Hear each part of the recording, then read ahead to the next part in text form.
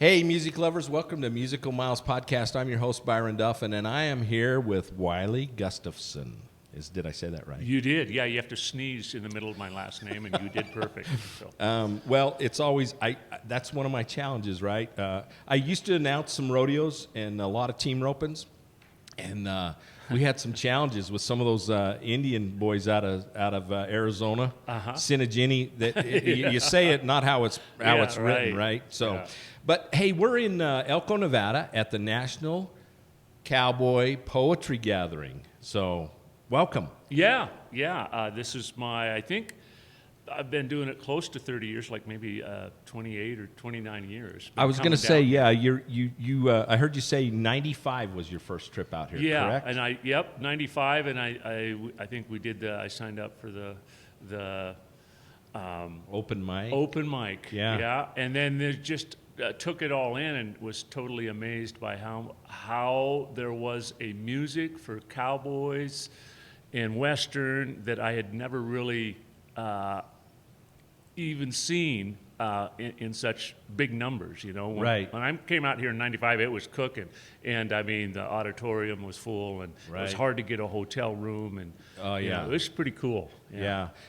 Actually, I was here in 95. Isn't that what we did? Oh, 94, excuse me.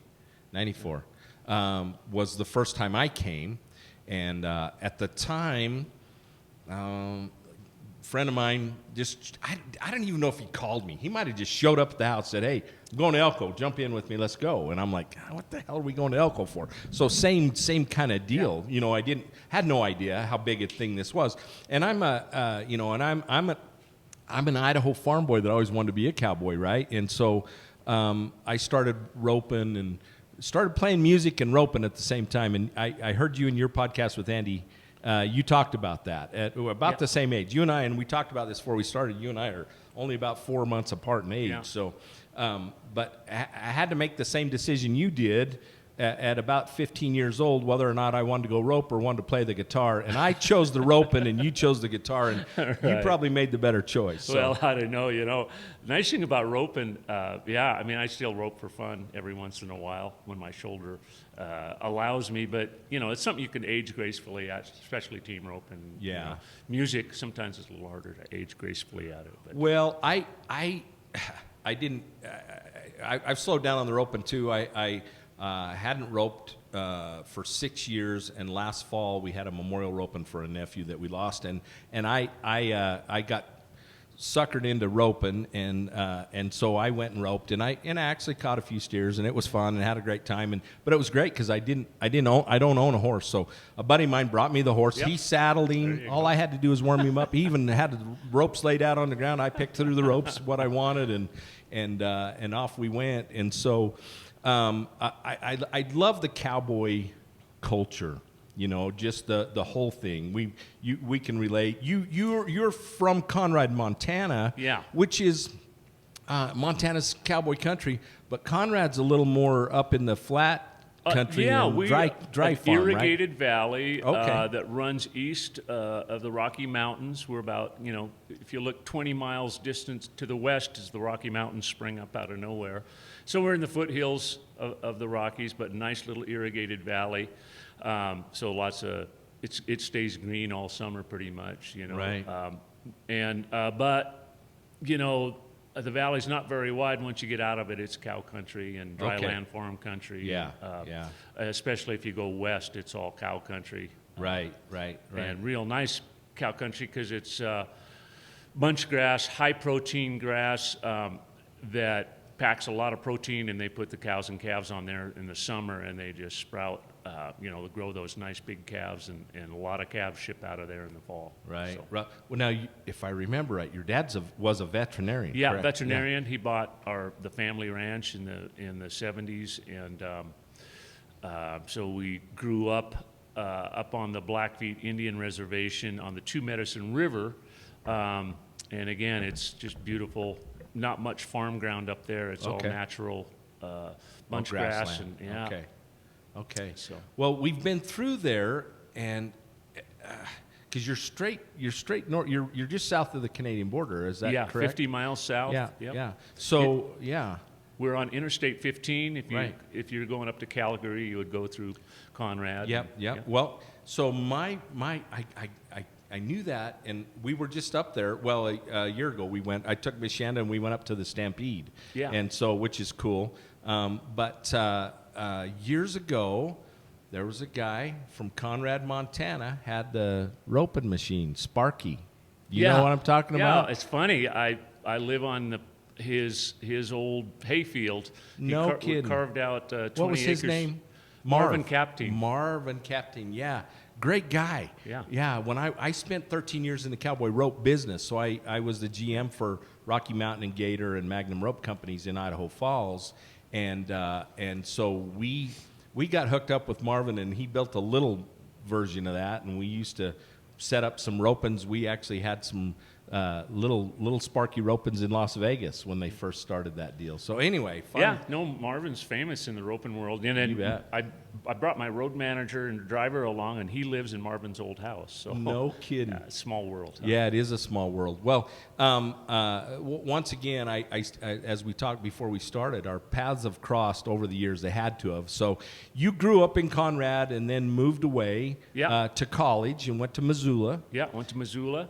and spent a couple of years there. Yeah. Talk a little bit about that. Yeah, so in high school, we did. I got my brother. My brother needed a bass player in his band, and we're doing rock and roll and playing the Sadie Hawkins dances, and then my brother went to college at University of Montana, and when I graduated, he was still there, and they had a band going, so I joined that band. Okay. And we got pretty popular it was a college band doing rock and roll, playing the college towns, playing the beer joints basically, and it Right. was 6 nights a week, 4 to 5 hours a night, and we just that's the way you did it back then. If you wanted to be a musician, You just and wanted gutted to it work, out. you went where the bars were filled up, and that's what we did, and it was a good experience.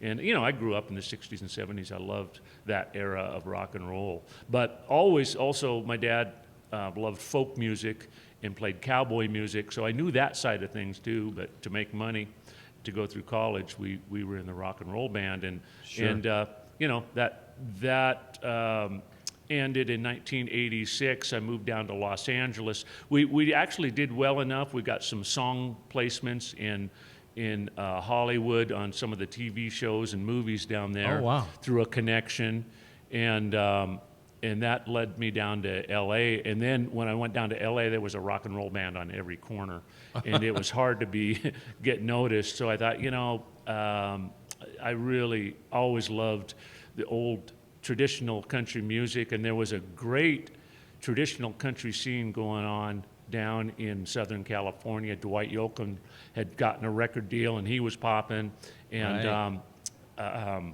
there was some really cool local bands down there, Jim Lauderdale, and I started playing a club called the Palomino, put together a country band, started playing the Palomino Club in North Hollywood, and that's where Dale Watson was there at the same time, Lucinda Williams. There was this great rockabilly, Orange County rockabilly scene going on. There was a KCSN, which was Cal State Northridge, had a great radio station that played old traditional country music. So there was lots of ways just to get steeped in that scene down there of traditional country music, rockabilly, and that's kind of what I fell in love with down there. So what years was that? Mid '80s? Yeah, I would say late '80s was when late 80s. '88 was when I started my band. Okay. And Wylie and the Wild West, and that's when we Right. started playing the Palomino Club. The Palomino Club was the only place, if you were playing original country music, writing your own songs and doing traditional songs along with that, it was a great venue because that's kind of what the audience wanted to hear. Yeah. And like I say, there was some great artists, Dale Watson, and Right. coming up along with this. And so Dale's now a permanent in Texas, right? he is, and in he has Austin. a huge following Yeah. traditionally, and Dale's a great performer, Yeah. and a great songwriter. We didn't get a chance to see him, but we were in Texas in October, and we were in Austin, and he was playing at the Continental. Continental I think Club. he has a weekly gig there, yeah. gig at the Continental, and we actually went to the Sax, and we got to go over and see Walt Wilkins at the Saxon, and we were supposed to interview Walt. We did some things got screwed up. We didn't get a chance to sit down with Walt, but got to see Tyler and the Train Robbers were there playing with Walt. You know Tyler and those boys? I know of them. I don't know them personally. Great guys. We've interviewed them on the podcast. But, we kind of got our start with the podcast at the Braun Brothers reunion in Chalice, Idaho. And so, Muzzy and the boys. And Muzzy's been on our podcast. And we got to interview Gary Braun in Texas while we were there at his place in Buda. But anyway, Texas is such a cool scene. But Dale, that was one that I really wanted to try and get an interview with Dale, but he never did get back to me. So maybe someday. Yeah. So, there's a great traditional dance music scene going on down there. And we used to go play Austin and play the Continental Club. Oh, yeah. And the Broken Spoke. And, it was... did you ever get to play Green? Green Hall, we did one time, one show there. What a historical! We actually got to do 3 interviews in the hall, so what a cool place. And we got to see who'd we see? Oh, we saw Cody Canada and The Departed in there, and then the next night saw Jack Ingram and Billy Joe Jones. I don't know if you know Billy Joe. I do not. Talented young new artist, kind of young. In her 30s, but coming up in Texas. Cool. Lots of great new music coming up. Yeah. We actually recorded an album, our 3rd album, in Austin. Okay. Ray Benson of Asleep at the Wheel produced it. Yes. And so we got to use all the Sleep at the Wheel guys when we recorded down there, and that was just a real fun time. Yeah. And the scene was really popping then, and the clubs were still going strong. Sure. There was an old street downtown Austin. 6th. Yeah, 6th Street. That was still had some great clubs. Yeah, we were there in January of this past year, and then we were there again in October. But once again, the Saxon, the Continental, the Antone's is there on 6th Street. Yes. That's another famous club there.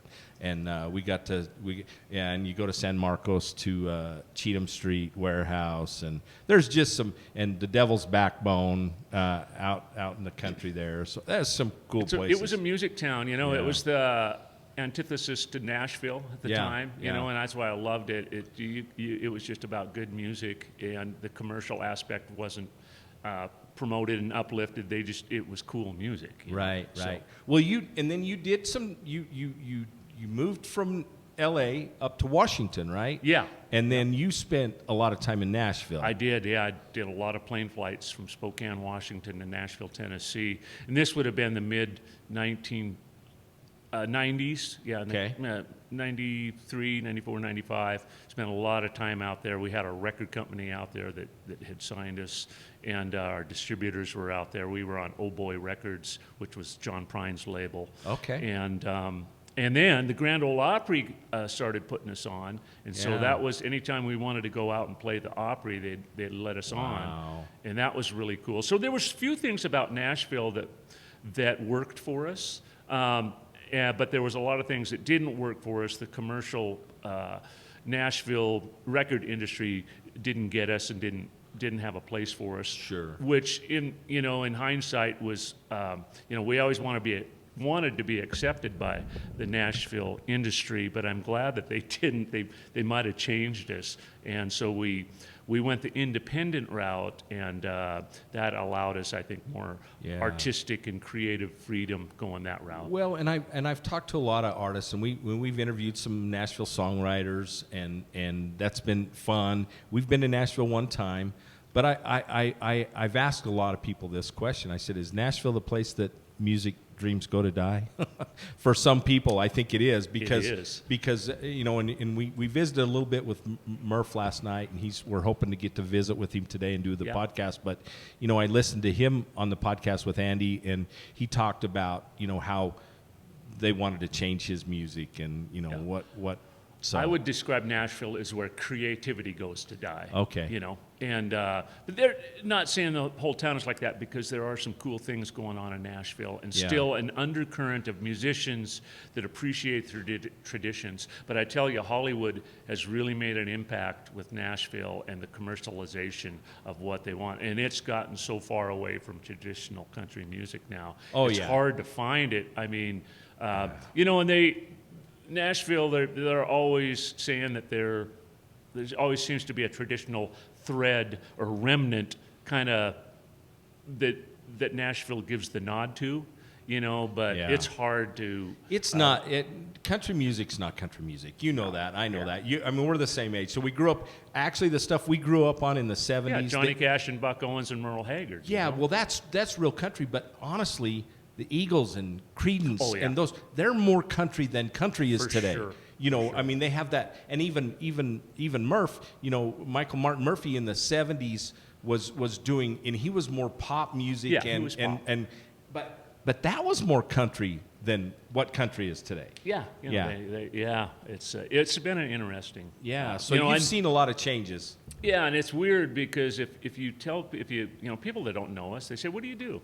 And I'm afraid to tell them I'm a country music. Yeah. I don't even say that anymore. You know, I consider myself a Western artist. Okay. And traditional country is, if I have to term myself, I guess, is what we are. But, you know, the Western and the cowboy side of it, the older I get, the more prominent it comes out in our music. And it's all just a reflection of the lifestyle that I live up in northern Montana. Sure. Well, so when did you move back to Conrad? Because you spent time in Nashville, and then of course you tour a lot. So. Yep, and then I think I spent 15 years in Eastern Washington, and then went through a divorce there in 2009, and that's when I moved back to the bosom of my family in Conrad, Montana. My mom and dad were still alive back then, so I had a reason to go back there. Yeah, and had brothers and sisters around there, and just, you know, I always had something inside drawn me back to Montana. Yeah. I just love it out there. And now I'm able to raise my family out there. The school's great. Conrad, Montana is population 2,500. Right. And it's a great place for me to raise my family and kind of get away from the music business when I want to get away from it. Sure. So now you mentioned before we started you have 3 sons, is that correct? How old are they? 7, 10, and 17. Oh my goodness. Yeah. 3 boys. 3 boys. Yeah. So yeah, we're a little different in that regard. We're the same age, but I have 4 children, but they're all grown, all married, and we have. Oh, excuse me. Oh, I have one that's not married. I love Miss Shanda. She's back here always correcting me. Sure. Yeah, keeping me on the straight and narrow. But she, so our youngest is not married, but we have 9 grandchildren and a great-grandchild. So good for you.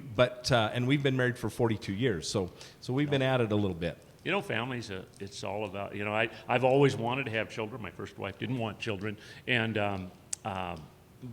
I was lucky enough to have a second chance and become a late starter in the fatherhood game. Yeah. Well, that's cool. Well, you know, interestingly enough, you know, Lyle Lovett didn't become a father until he was 63, I want to say. Yep. Yeah, we got to we've got to hang out with Lyle a couple of times. We haven't interviewed him yet on the podcast, but anyway, great guy and a great story. I'm a huge, you know, one of the great American songwriters, I think. Oh, he's so talented. In the 90s, when I was out in L.A., he was kind of popping in L.A. too, although he was a Texas artist, Texas singer-songwriter. But he would play a lot out in L.A., and I'd go see, any time he came through town, I'd go see his concert. And just loved the way he definitely had a traditional side to him. Yeah. And I really appreciated that. And then would write songs. Like I say, I just think he's one of the great songwriters of America. Yeah, he's such a great guy. I mean, very personable. You know, we were fortunate to get to meet him and Robert Earl Keen. They came to do, and I actually got introduced to Lyle through Tim McQuay. Do you know who Tim McQuay is? Yeah, The reining horse guy that owned. So I yeah. knew Lyle had gotten into reining horses and has been in it for a long time, I think. So it's interesting, the parallels. Yeah. The artists, Yeah, so. It was very interesting. He had. We were in Katy, Texas at the the NRBC, the National Reiners Breeder Classic. And the company at the time that I was the GM for, we manufactured a saddle pad called the One Pad, and we were big in the reining horse world. I know that pad, And so we sponsored Tim McQuay and Dale Hendricks, two big-time reiners, and Dale's an Idaho boy. I don't know if you knew that. Lots of good rein cow with the Williamsons. And I mean, there's some history there in Idaho. You bet. Yeah, Todd and Toby. In fact, I just heard Toby had a stroke not too long ago. Not good. But anyway, Todd and I have been friends a long time, and that's the connection. We talked a little bit about the horse deal because you got into the horse deal back in the day. Well, let's back up a little bit. So you got into the yodeling thing. Yeah. So my dad he loved to yodel whenever he was happy, and whether that was out horseback or up on the ski hill, he had learned how to yodel from. He got into it because his sister had met the Austrian ski team, the Olympic team that was practicing in America. This would have been in the 40s, I guess, and ended up with a reel-to-reel tape of a yodeling instructional tape, how to yodel.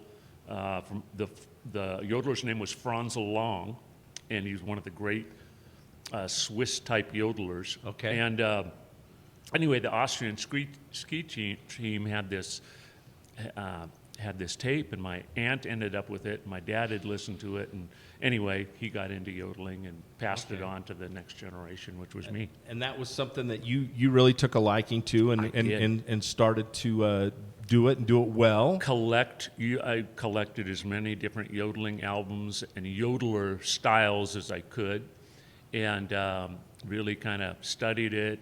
And delved into it and took it seriously. Yodeling, there's a novelty side to it. Sure. It's cowboy caterwauling, there's that side of it. But to me, it's a high vocal art form that needed to be preserved. Yes. And, I use it in my show. I don't try to beat people over the head with it, but to me, again, it's a high vocal art form that I'm happy to carry on that tradition. And well, I heard I think it was in the interview that you did with Andy that you referenced the vaudeville days, right? Yes, yeah. So that was the African American influence coming into yodeling. Every culture seems to have a voice break style of vocalizing, and which I would call yodeling. Voice breaking is yodeling. Yeah. So Emmett Miller was one of the great old style vaudeville yodelers, and he wrote. I'm trying to think of the title, and then Lovesick Blues. Okay. Yeah, which Hank Williams Sr. made popular in the 50s. Right. Well, Dub Taylor. Do you remember Dub Taylor, the actor Dub Taylor? Well, his grandson's a very good friend of mine. So his name is Cooper Taylor, and he's third, fourth generation TV movie guy. He's a stuntman and worked on Yellowstone. But he every once in a while we hang out and he'll throw a little yodel in there, and he learned it from Dub. And of course, Cooper's dad is Buck Taylor, who's the famous. I got to know Buck really well at the Reba McEntire celebrity team roping event back in the mid '90s, and then we used to come out there every year. We used to rope together. At that he's event. Such a great guy. Yeah. I met not Dub. I never did meet Dub. Met Buck 30 years ago at the NFR because he's a Western artist, you know, and he had a booth there, and I walked into his booth, and anyway, long story short, we met, visited, and then I used to trade him ropes for art, and then his son and I ran into each other in Billings at the horse sale, and he sat down right next to me, and we get to talking, and anyway, I said, "Where are you from?" He said, "Well, I'm from Ennis, Montana," and I said, I said, what are you doing in Ennis? He said, well, I work he said, I got a lawn sprinkler business, but he said, then I work in the movie business some. And I said, what's your name? And he said, Cooper Taylor. I said, you're Buck's boy. How do you know that? I said, because I know your dad. Anyway, Cooper and I became very, very good friends. But we talk about the yodeling deal because his grandpa, Dub, and his grandmother both started out in vaudeville. That's kind of where they got their start in the entertainment world. Sure. And then obviously, but he said Dub was and he laughs just like Dub. You know, Dub had a real funny little chuckle, and Cooper sounds just like him. Anyway, you know, yeah, it's interesting how back in the vaudeville days they had to do everything. They had to sing, they had to dance, they had to be comedians. You know, those artists were so well-rounded and so good. You know, I wish there was more videos and audio of those artists. But yeah, I could imagine. And there was a time that yodeling was you had your yodeling song or two, and even the pop artists could yodel, you know, because it was so popular. Okay. And then it kind of fell out of favor, you know, probably in the 50s and 60s. But there was a lot of older artists that could yodel. Oh, I'm sure. Yeah. That's and once again, it is a lost art because you just don't hear it. I mean, Right. so you actually brought yodeling kind of to the forefront in the modern day through Yahoo. Yahoo called me up in 1996, or their representative did, and then they needed a yodel. They were just becoming public. They went public with their stock, and were doing a big promotional campaign and needed a yodeler, and I was the guy they called. I'd done a lot of yodeling for TV commercials down in L.A., and I think I was probably one of the only yodelers on call down there for what they were doing for advertising. And I just started yodeling for TV commercials and finally got the call from Yahoo. And yeah, that was being in the right time at the right place. You know, timing is everything. Yeah. But the story, the rest of the story is that, as Paul Harvey said, it was just a regional commercial. Deal, regional commercial, and you got just paid flat rate, $560, I think it was. $560, yeah, okay. And which was, you know, a good, if you were doing commercials, that was a good chunk for a regional commercial. You were paid well for usually 15 to 30 minutes in the studios. Sure. You know? But I was doing a lot of national commercials. Those pay differently. Right. Those are royalty. You get royalty, mailbox money, I call it.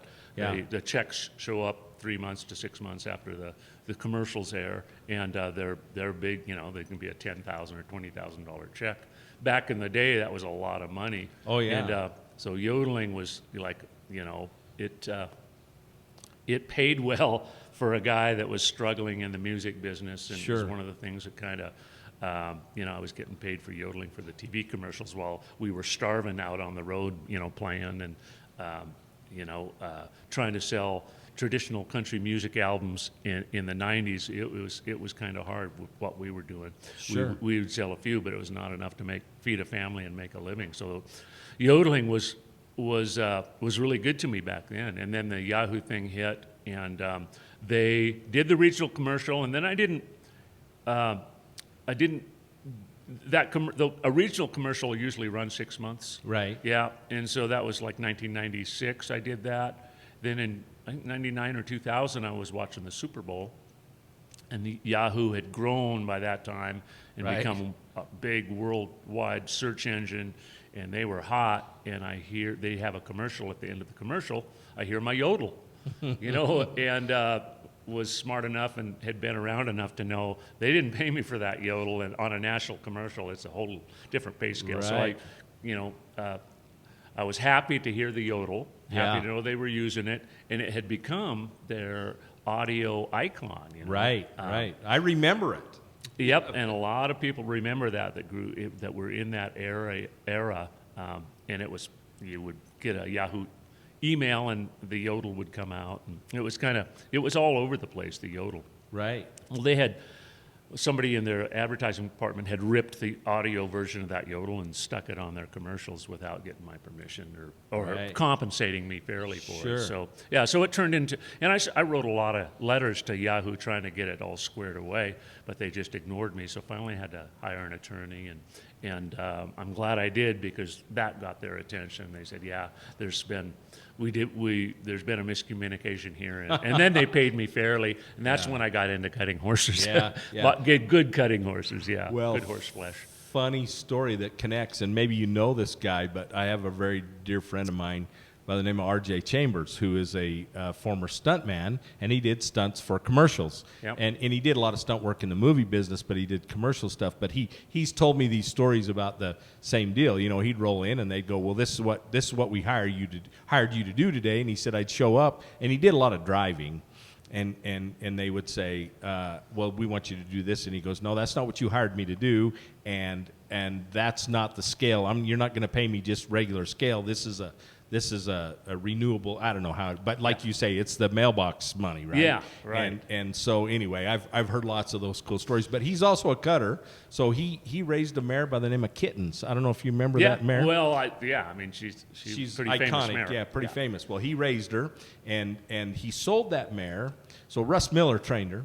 He sold that mare to a couple in Las Vegas, and I'm trying to remember their names. I don't know who it was. Yeah. No, it wasn't Vaughn's, but Gone, excuse me. But he, anyway, sold that mare for $300,000, and he had him writing 6 $50,000 checks. And I said, RJ, why'd you do that? Well, I just thought it'd be easier to cash them, you know. So he'd go into the bank and cash, or put one of them checks in the bank and cash it, and the little teller, every time he'd go, every week or so he'd go put a new check in, and finally that, and in the memo box it said Kittens, because so finally the little teller says to him one day, he says, Mr. Chambers, can I ask you a question? And he said, sure. She says, just exactly what kind of cats are you selling anyway? Because that was her AQHA registered name. So yeah. But anyway, that Yahoo money got you in the cutting horse business, and afforded you the ability to buy some good horses. And you bought a horse off the John Scott Ranch, right? Yeah, and so my wife was into cutters, and this is before we had money, because her aunt was a big time in the from the 50s and 60s and 70s, and we had a great little cutting club there in Eastern Washington that her grandpa had started. And so we were just around cutters and knew what it was, and my wife was competing and going to cutting horse practices, and I was still a team roper at the time, and I went to the John Scott sale in Montana, right, south of Billings, and bought a Patty's Irish Whiskey horse, great ranch horses, but cutting lines, and I thought I was buying a team roping horse, and I took it home, and my wife looked at the registration papers, and she said, well, he's bred to cut, and I said, well, and she had a cutting horse trainer up in southern Alberta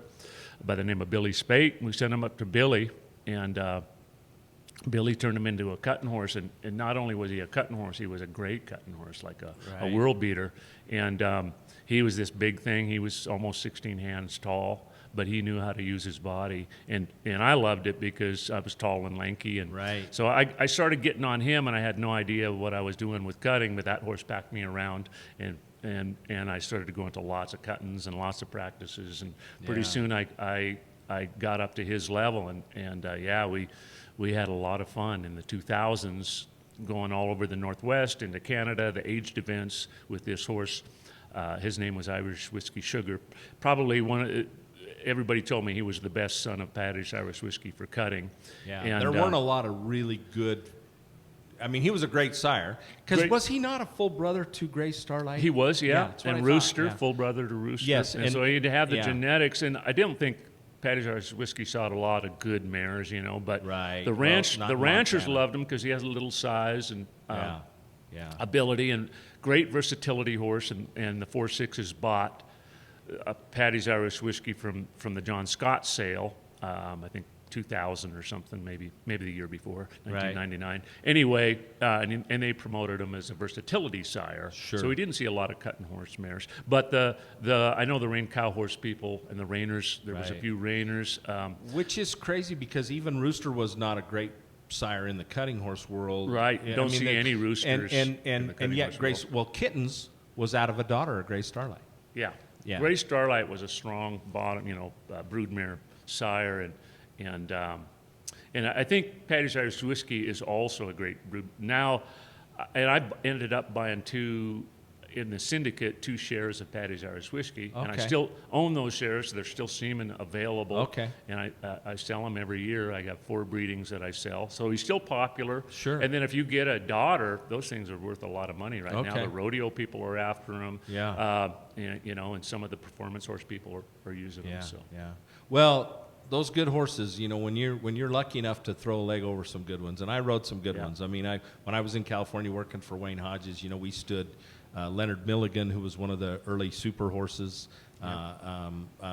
We had a Special, who was an own son of Doc Bar. Yeah. I got to ride some own sons of Little Peppy, out of Daughters of Doc Bar. So I rode some really Yeah. nice horses Yeah. back in the day. But anyway, it's fun to think back on those good horses and those good times. Yeah.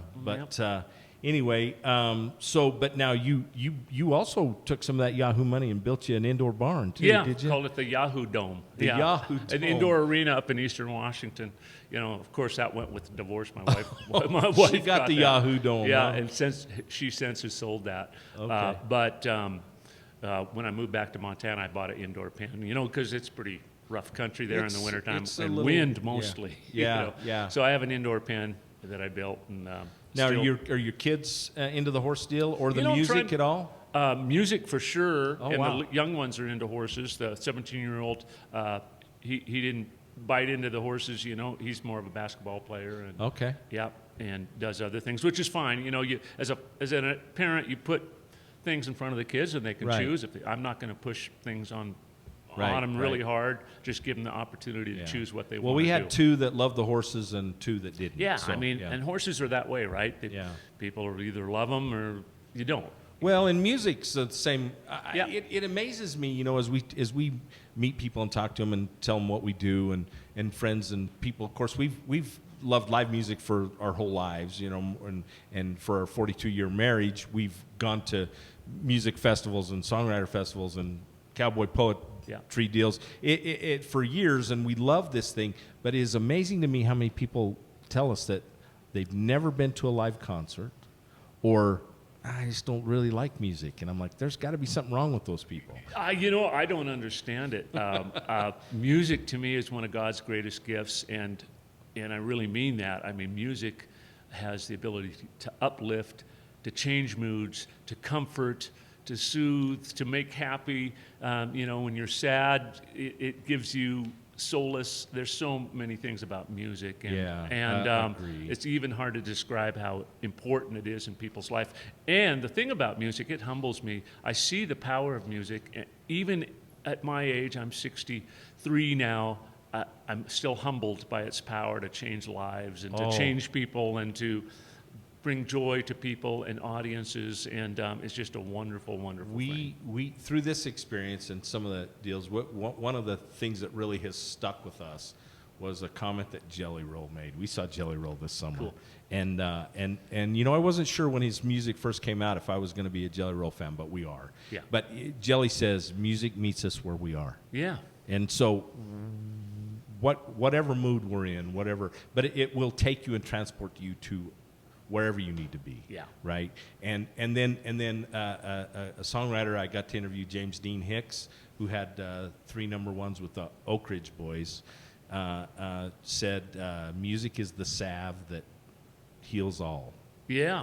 And So- I think it's been that way for generations. Yeah. Thousands and thousands of years. Yeah. It's been around doing the same thing. You read about music in the Bible, and David was a harp player, and it's amazing to see the history of music and how it's always been with us and always been an important part of every culture out there. Yeah. Well, Wylie, I want to thank you again for taking time to sit down with us. This has been so cool, and really to get to meet you in person and to make those connections through the horses and through the music scene. We're going to ask you if you would play us a song. Sure. You've got your guitar there with you. And we appreciate you autographing our Teton guitar there. They've been a really great sponsor of our podcast, and we appreciate their support. But if you'll play us a song, tell us, kind of set it up, tell us a little bit about what you're going to play us. All right. Well, we'll do a horse song. Oh, perfect. And make sure I have my. Do you got a pick? Do you need a pick? I think I can do it without one here. But Okay. I do need a capo, and I carry a capo around too. for those, it's a cheater. And in Nashville, if you use a capo, you're allowed to park in handicapped parking apparently. So. Well, I'm guaranteed to. Yeah. This one's called To Ride.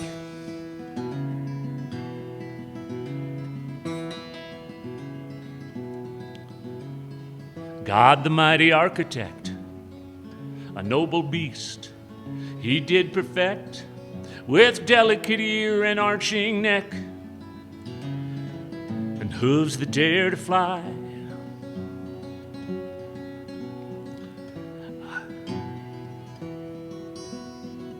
How I yearn to hear the song, the thrilling roll, the thrilling thrum of feet that echo like a drum, an anthem to my soul. Oh, oh, oh, oh, to ride, to ride. Oh, what a heaven to ride.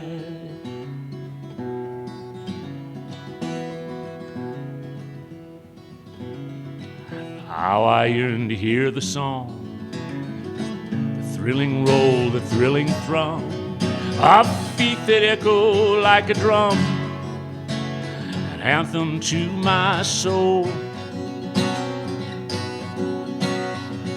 Ring of spur and rattle of bit, my heart treasures every trip, as across the sod we wheel and rip, wind roaring in my ears.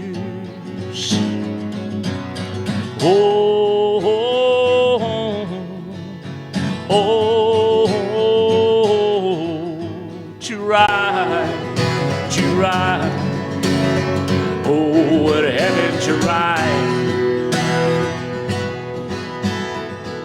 When I die, lay me down deep beneath the prairie ground, where the horses graze all around, casting shadows above my bones. And I'll take that final ride up across the great divide, forevermore to be astride on a gallop to the stars. Oh, oh, oh, to ride, to ride.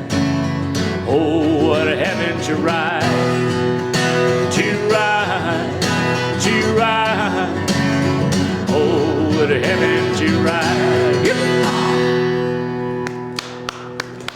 Wylie, thank you so very much. We appreciate you taking the time. This has been great. We look forward to seeing you. Hopefully get to see one of your shows while we're here this weekend. This has been so cool. Well, good. Yeah, thank you for having me. Good luck with your podcast. And it's good to have somebody out promoting our kind of music, so thank you. Well, thank you. All right. Hey, for Musical Miles Podcast, I'm your host, Byron Duffin. We are here at the National Cowboy Poetry Gathering in Elko, Nevada. Wylie Gustafson and Wild West. Thank you, sir. You got it.